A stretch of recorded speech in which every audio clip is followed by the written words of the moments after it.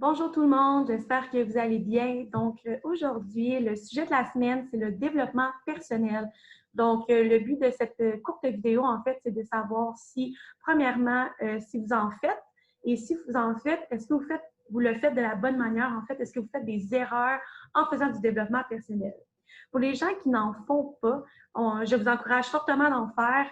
Même des gens qui pourraient dire en ce moment, je ne fais pas de développement personnel, bien, en regardant cette vidéo peut-être que vous allez voir que vous vous trompez et que finalement, vous en faites dans votre quotidien sans vraiment le savoir. Donc, premièrement, qu'est-ce que le développement personnel? Donc, le développement personnel, pour certaines personnes, c'est le développement personnel qui est seulement du temps. Ça peut être seulement de l'argent, de l'énergie, en fait, pour grandir et de devenir une version de nous-mêmes. Généralement, tout le monde en fait et même parfois sans le savoir, comme que je venais de mentionner, ça se peut qu'il y ait des gens en ce moment qui regardent cette vidéo-là et qui vont comprendre en fait que finalement, ils en font. Il faut comprendre aussi que notre corps est programmé pour faire du développement personnel. Donc, le fait de grandir et d'évoluer comme personne, c'est inné chez l'être humain. La pratique consciente d'évoluer et de grandir, c'est l'engagement personnel que les individus vont mettre pour devenir une meilleure version d'eux-mêmes. Donc, la question que je vous pose aujourd'hui, c'est est-ce que vous faites du développement personnel de la bonne manière? Et c'est avec les erreurs que je vais vous parler aujourd'hui que vous allez pouvoir découvrir si oui ou non vous le faites de la bonne manière. Donc, la première erreur, en fait, c'est de faire du développement personnel comme un allié et non comme une punition. Donc, certaines personnes vont justement faire du développement personnel et ça va devenir une punition pour eux. Donc, je vous explique ce modèle de pensée. Donc, les gens utilisent le développement personnel pour le retourner contre eux. Donc, souvent, il y a des personnes qui vont faire du développement personnel puis qui vont se sentir plus mal qu'au début avant d'en faire. Donc, ces personnes deviennent en fait plus dépressives qu'avant, ce qui est assez triste.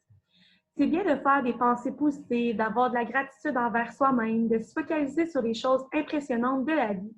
Par contre, lorsque la personne se dit que quelque chose en fait ne fonctionnera pas, bien, cette personne-là va avoir le réflexe de se réprimander elle-même de manière négative. Le pourquoi que le développement personnel pour cette personne-là devient un ennemi. Donc, ce genre de personne-là va s'insulter elle-même, ça va engendrer des pensées négatives au lieu de celles positives qu'on souhaite aller chercher en fait en faisant du développement personnel.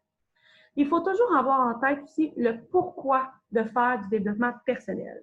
Donc, le fait de parler positivement, de parler de manière constructive, de vouloir avancer dans la vie, de vouloir prendre soin de son corps, de vouloir prendre soin de son alimentation, tous les éléments que je viens d'énumérer sont des tendances dans notre vie, dans notre quotidien. Ce n'est pas des aspects de développement personnel. Donc, c'est quand même bien de pouvoir faire la différence. Donc, il faut comprendre que c'est correct d'avoir des doutes. C'est correct d'avoir des peurs, c'est correct d'avoir des jugements, c'est correct d'être critique. Donc, tu as le droit de ne pas être un ange dans la vie, dans la société et de ne pas être parfait. Et on va se le dire, personne n'est parfait. On a tous un petit démon au-dessus de nous. On a tous, comme je pourrais dire, l'imagine, notre petit ange et notre petit démon. On l'a tous et c'est complètement normal. Donc, il est vraiment important de comprendre que c'est correct, que tous ces éléments-là, le fait de justement de parler positivement, c'est rare qu'une personne va être 100% positive 24 heures sur 24. Donc, il faut respirer et vivre notre vie. La deuxième erreur, c'est d'arrêter d'être un élève. Donc, plusieurs personnes, en fait, il faut être un élève en permanence. C'est la chose la plus importante. En fait, selon moi, dans la vie, il faut toujours être réceptif à l'apprentissage. Donc, certaines personnes vont décider à un moment donné dans leur vie d'arrêter l'apprentissage, d'arrêter d'apprendre, en fait. Ils vont se dire, je sais tout. Ils vont dire, je ne veux plus apprendre, je sais tout. Mais ces personnes-là sont dans le tort. Donc, il est primordial de comprendre que l'apprentissage n'a pas de frein ou d'arrêt. Donc, c'est en continu. Et malgré le fait qu'il y a des coachs, des mentors qui ont énormément de connaissances, même les professeurs, si on pourrait dire, puis ces personnes-là, ils apprennent aussi à tous les jours, puis il faut le comprendre. Ils peuvent en apprendre des autres aussi. Ils peuvent en apprendre même de leurs élèves, des gens qui les entourent. Donc, par exemple, la vidéo que je suis en train de faire en ce moment avec vos commentaires, je peux apprendre de vos commentaires. Je ne suis pas parfaite non plus. Donc, c'est super important d'avoir ce mental-là, en fait, en nous. Et tu peux apprendre aussi à observer quelqu'un qui va passer en face de toi dans la rue, ou tout simplement, quand tu vas prendre une marche dans la nature, on apprend toujours, tu peux toujours apprendre. Donc, c'est super important de comprendre ça et de ne jamais, jamais, jamais arrêter d'apprendre. L'erreur numéro 3, c'est de ne pas appliquer ce qui marche. Donc, certaines personnes vont avoir la connaissance des clés du succès. Par contre, lorsqu'on leur demande, en fait, c'est quoi la clé, les gens vont dire, ils ne seront pas capables de vous donner une explication, ils ne sauront pas quoi dire. Donc, oui, ils ont en fait l'information, mais ils ne sont pas capables de l'appliquer. Ce qui compte pour faire le changement, c'est de mettre des actions en place dans notre quotidien. Donc, c'est bien d'avoir les informations, c'est bien d'avoir justement les clés du succès, de savoir comment le faire, mais même si on le sait, si on ne met pas d'action, on ne va pas y arriver. Donc, il faut absolument mettre les actions. Donc, si tu connais la recette de faire du succès, par exemple, pour faire de l'argent, mais est-ce que tu le fais vraiment? Ça, c'est la question que je vous pose aujourd'hui. Est-ce que vous mettez vraiment les actions en place? Il faut savoir aussi bien l'utiliser. Donc, c'est bien de faire les actions, mais est-ce qu'on sait bien l'utiliser? Est-ce qu'on met les actions de la bonne manière? Donc, est-ce qu'on utilise, dans le fond, les clés du succès de la bonne manière pour réussir? Ça, c'est une autre question que je peux vous poser. Ce sont toutes les questions que vous devriez vous poser pour vous assurer de bien réussir dans la vie. Donc, à chaque fois que vous apprenez justement des choses, est-ce que vous voulez le mettre en place, est-ce que vous le faites de la bonne manière? Est-ce que vous l'utilisez bien? Est-ce que vous mettez les actions? C'est toutes des questions que vous devez vous poser à chaque fois que vous voulez faire un changement dans votre vie. Et je vous donne un exemple. La personne qui va vouloir, mettons, on va dans un environnement de quelqu'un qui est en vente. Donc, en vente, il y a beaucoup de sollicitations à faire. Donc, par exemple, que tu vas dans une entreprise et ton rôle, c'est de faire 100 appels par jour. Mais la personne, elle doit le faire. Ce n'est pas une option, elle doit le faire. Et si cette personne n'arrive pas à le faire, elle doit se questionner justement parce qu'il y a quelque chose qui ne fonctionne pas. Et cette personne-là va devoir mettre des efforts et se débrouiller en fait pour y arriver. Elle doit faire ses 100 appels par jour. Donc, c'est un petit exemple ici pour vous mettre en application justement pour appliquer ce qui fonctionne en fait. Donc, écoutez, mettez des actions et vous devriez avoir du succès. Par la suite, il y a l'erreur numéro 4. Donc, l'illusion du bien et du mal. Lorsque j'ai découvert cette erreur-là, je crois que c'est une qui m'a le plus touchée personnellement parce que justement, je faisais cette erreur-là en fait personnellement. Donc, l'idée, c'est d'avoir des comportements qui te font sentir bien. Donc, automatiquement, lorsque tu vis dans un mode de pensée qu'il y a des choses qui sont bien ou des choses qui sont mal, bien, ta perception des choses est complètement changée en fait de ce qui est la réalité. Donc, chaque fois que la personne aura la perception d'avoir quelque chose de mal, elle va se réprimander elle-même, elle va se chicaner, elle va engendrer justement du négatif dans sa vie parce qu'elle va dire « Ah, ben j'ai fait quelque chose de mal ». Là, la personne va aller chercher de l'angoisse, quelque chose de pas bien et ça va devenir négatif pour cette personne-là. Mais la réelle question, c'est pas de savoir si la personne a fait quelque chose de mal, mais c'est plutôt qu'est-ce qui est juste de faire pour moi. Et c'est là la différence que lorsque j'ai découvert ça, cette question-là, en fait, de qu'est-ce qui est juste pour moi, c'est là que je me suis rendu compte vraiment de la différence entre le bien, le mal et ce qui est juste. Donc, chaque fois que tu vas faire une action, il va toujours avoir des gens autour de vous qui vous diront que ce n'est pas bien. Donc, par exemple, je peux vous donner l'exemple de quelqu'un qui va se trouver un emploi, on va dire, en immobilier, comme courtier immobilier, c'est super difficile de percer là-dedans. Et là, tes amis vont dire, ben, pourquoi tu vas là-dedans? C'est vraiment difficile, tu ne devrais pas aller là-dedans. Mais est-ce que c'est juste de le faire pour vous? Si la réponse est oui, faites-le. Vos amis n'ont rien à voir dans votre décision personnelle. Et un autre exemple que je pourrais vous dire, certaines personnes, en fait, il y a des personnes ici qui vont voir en fait cette vidéo-là, qui vont dire, il y en a qui vont regarder cette vidéo-là, qui vont aimer, qui vont dire que je parle avec mon cœur. Et il y en a d'autres qui vont dire que je suis stupide de faire une vidéo comme ça. Mais les gens qui me disent que je suis stupide en ce moment ou qui n'aiment pas ma vidéo, ben c'est correct. Ça ne me dérange pas du tout. Moi, je crois que faire cette vidéo-là, c'est quelque chose qui est juste de faire pour moi. Et je crois que ça peut aider certains. Et ceux qui sont dans le négatif par rapport à cette vidéo-là, ben, vous pouvez tout simplement arrêter de l'écouter. C'est juste ça, là.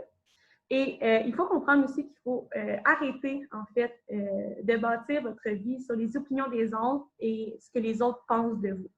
Et vraiment avoir une mentalité de faire ce qui est mieux pour vous.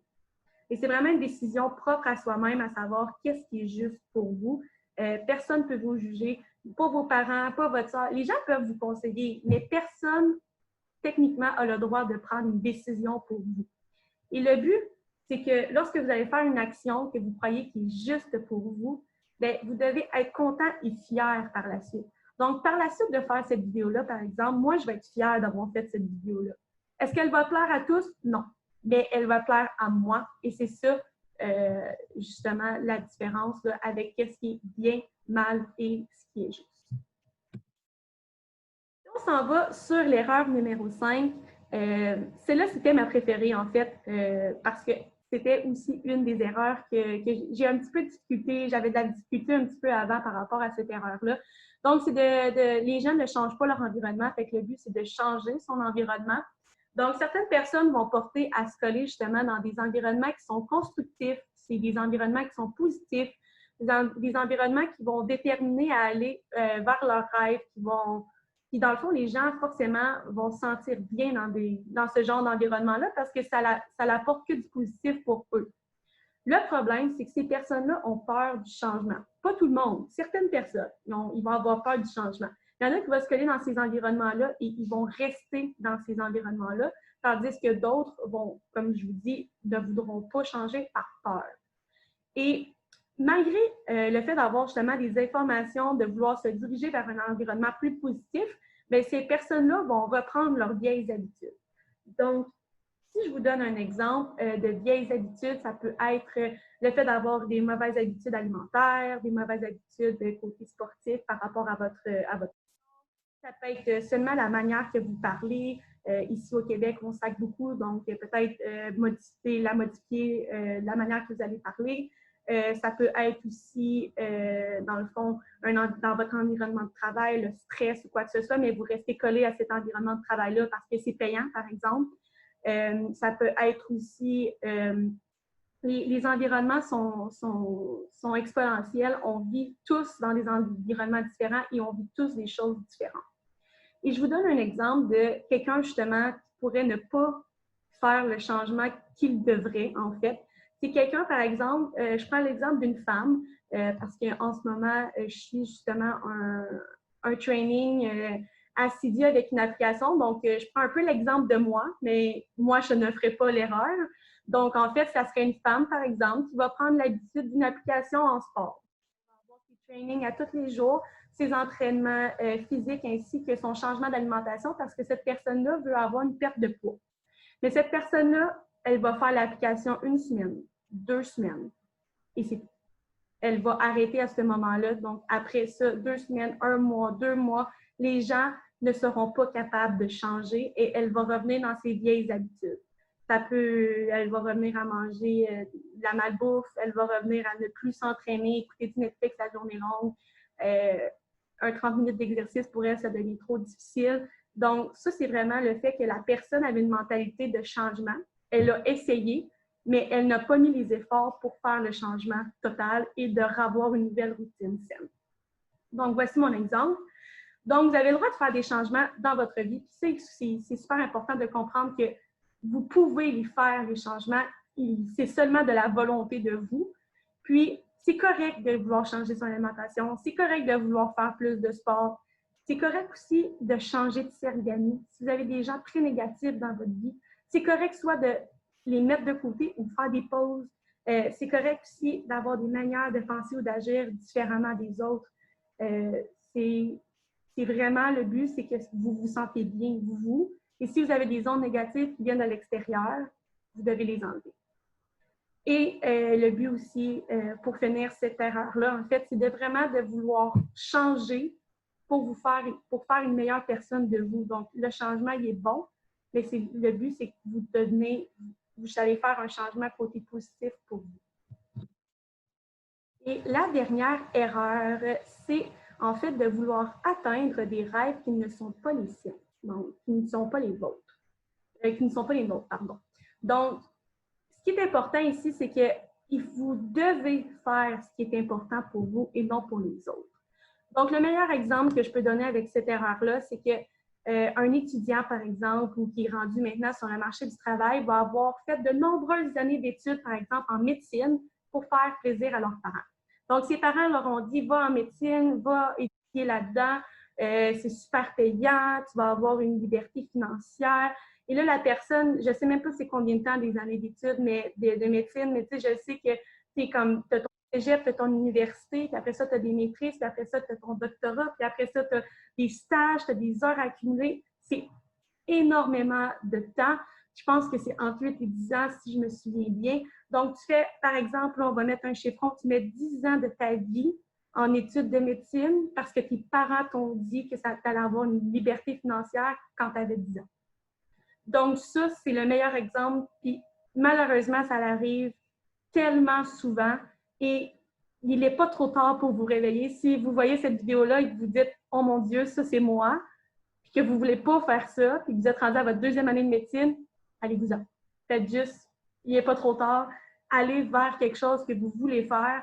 J'ai un autre exemple aussi de pouvoir étudier, avoir justement un bac en ingénierie, mais la personne a toujours voulu être pilote d'avion. Donc, à 30 ans, la personne va devenir pilote d'avion, mais elle a perdu 10 ans aussi de sa vie à étudier en ingénierie pour quelque chose qu'elle ne voulait pas faire. Donc, le problème, c'est ça.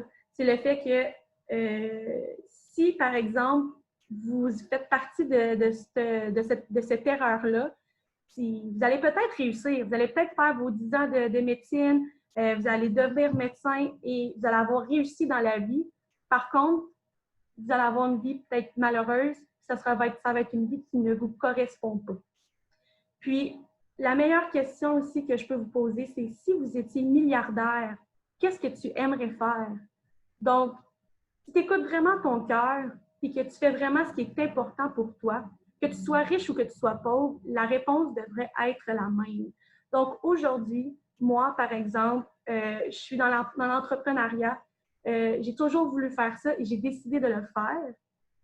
Si j'étais milliardaire, je ferais encore ma compagnie aujourd'hui. Si j'étais pauvre, je ferais encore mon entreprise aujourd'hui. Donc, l'argent ne fait pas le bonheur. Vous devez absolument faire ce que vous voulez faire. Donc, voici les erreurs que je voulais vous parler en fait aujourd'hui par rapport au développement personnel. Donc, je suis très contente que vous m'ayez écouté ici jusqu'à la fin. J'espère que vous avez aimé la vidéo. Si vous avez aimé la vidéo, je vous invite à la partager, à la liker, faites des commentaires. J'adore les commentaires, j'aime ça avoir des feedbacks des gens qui vont pouvoir m'écouter. C'était ma première vidéo. Il va en avoir d'autres. Une fois par semaine, je vais faire une vidéo de la semaine par rapport à ce que je trouve important, en fait, à divulguer les informations par rapport à ça. Donc, je vous invite aussi à me suivre. Donc, je vous remercie beaucoup pour votre écoute, puis on se dit à la semaine prochaine. Au revoir!